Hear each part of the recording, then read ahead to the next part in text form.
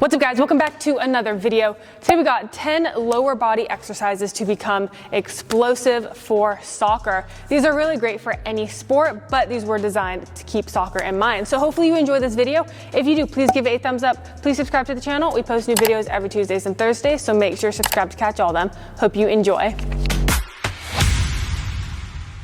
All right, so in no particular order, I'm going to be overlaying clips of our athletes hitting these exercises. First one, we are going a box squat. This is one of my favorite exercises that we can do.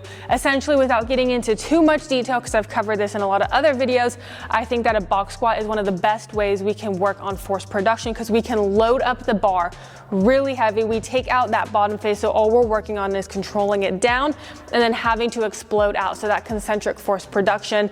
So this is an amazing exercise to move load, fire up the CNS, right? Get that neuromuscular system kind of going and produce a lot of force. Number two, probably the king of all exercises when it comes to strength, we're going a squat. We're going a back squat. You can also hit a front squat.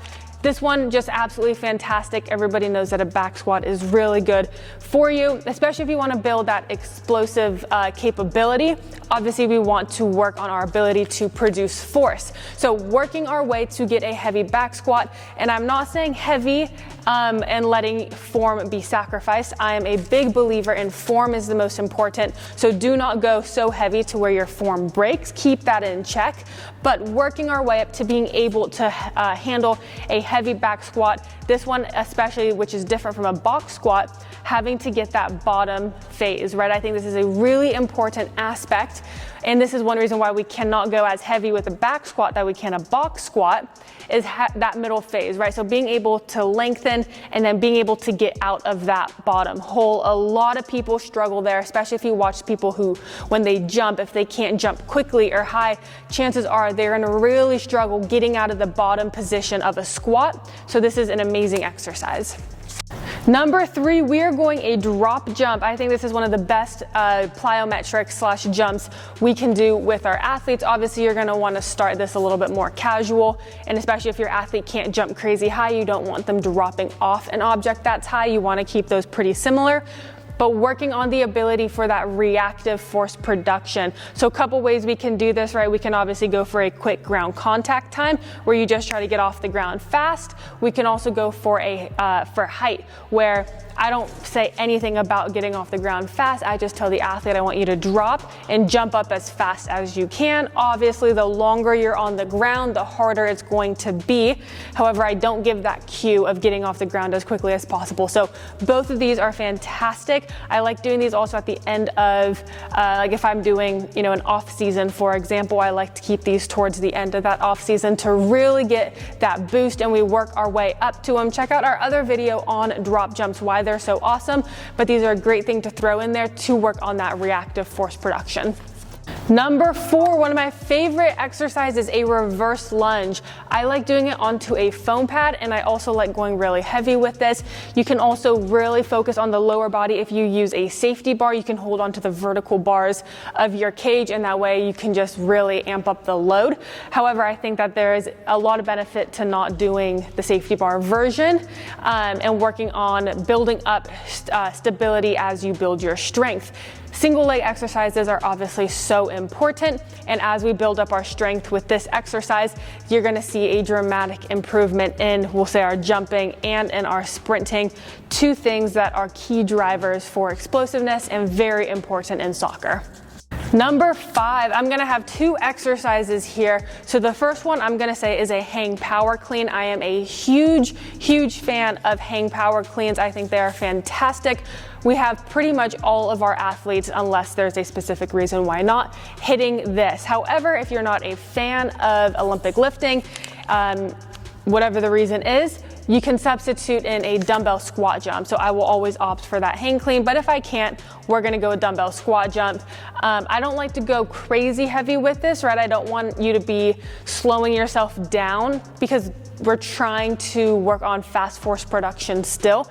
And we're trying to, I don't think you can necessarily replicate what you get from an Olympic lift.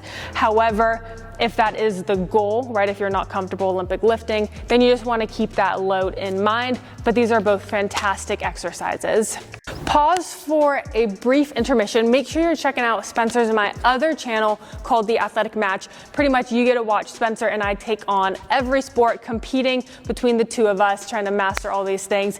No bias, it's pretty entertaining. So check us out on YouTube, The Athletic Match, on Instagram, The Athletic Match, and on TikTok, The Athletic Match. Enjoy the rest of the video. Number 6, we are gonna go a trap bar. So if you just wanna do a regular bilateral trap bar, that is absolutely fantastic. I also really love doing a split squat trap bar with our athletes, similar to a reverse lunge, but in that split squat, we're hitting that position right here so I can really isolate that front leg, really work on driving that load. I think trap bar is amazing. I like to use it more of that concentric force, whereas like with the squat you get that a lot of like eccentric control and loading.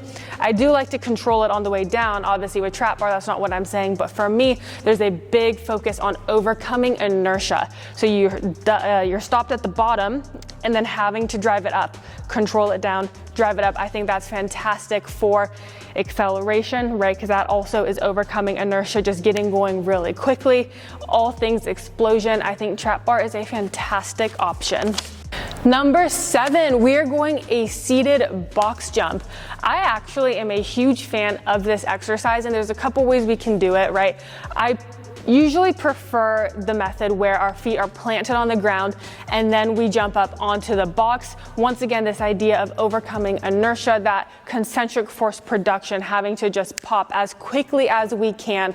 This is very similar to a lot of acceleration, I'll say, qualities. And in soccer, as we know, first couple steps are very important. However, one of the big things with soccer is more often than not, we're not accelerating out of a dead start, right? I'm not just standing here and then having to accelerate. Usually I'm walking or I'm jogging. So there's always some type of movement. So to incorporate that, sometimes I'll do a box jump, or a seated box jump, where I'll pick my feet up, rock a little bit, and then I'll jump up just to get a little bit of momentum. Like I said, not always, because if I am doing a seated box jump, it's usually for that concentric force production. However, a couple different variations that I like to play with. Number 8, I love a single leg RDL. So I was torn between doing a single leg RDL and a seated hamstring curl. So I'm gonna just, asterisk. Seated hamstring curls are absolutely fantastic. Make sure you're doing those. But we're going to single leg RDL because I just love that hip hinge position. You can go with a dumbbell, you can go a barbell. One of my favorite ways to do this is gonna be a rear foot elevated. You can just get such a good stretch because stability is not a factor. So that's going to allow us to build a lot of strength. So this is a fantastic one for durability, for strength, right? That posterior chain, that hamstring, the glute is so important for all things power, right? For jumping, for sprinting, whatever we need, it's coming from the glute. So we have to make sure that it can handle these forces, can handle that stretch, especially something like soccer where the injury rates can be potentially high. Make sure you're doing yourself the favor of building up really strong hamstrings and glutes with an RDL. Number 9, probably the best exercise that anybody can do is going to be a full-on sprint. Nothing we hit in the gym can replicate a max velocity sprint, 30, 40, 50 yards. The thing with this is most people aren't getting actually a max velocity sprint, like as fast as you possibly can, especially not in practice, right? A lot of practice is a sub-max level, or in soccer coaches and speed and agility coaches love to think that their exercises are making their athletes faster when in reality it's just cardio, right? Like just running a bunch fast, it's not actually making these athletes faster. You're going to have to make just a couple reps, lots of rest in between, where they're actually running as fast as they can, not for reps, not for, time, like for that conditioning, like 20 down, 40 back, but as fast as you can, get ample rest in between. I will say 95% of coaches who think that they're actually working on speed and sprints are not. So make sure you're not falling victim to that. Make sure you're actually getting in your sprint work. You can go out to a field, you can do it on a track. You don't need a lot of reps. Honestly, maybe 2 to 6 sprints per week, but it has to be max velocity and it has to be going as fast as you can. So make sure you're getting those in, and you're gonna notice you combine that with your jumps and with your strength training, and you are just gonna be unrecognizable. Number 10, I think an amazing exercise is an overcoming isometric. I use this a lot with our athletes. If you guys want more in-depth video on overcoming isometrics, when to use them, why they're beneficial, drop us a comment down below and I will be sure to put out a video on that. But I think this is an amazing exercise. You can do it at the start of your program. You can do it before you hit your jumps, your sprints. You can do it before you hit your strength training.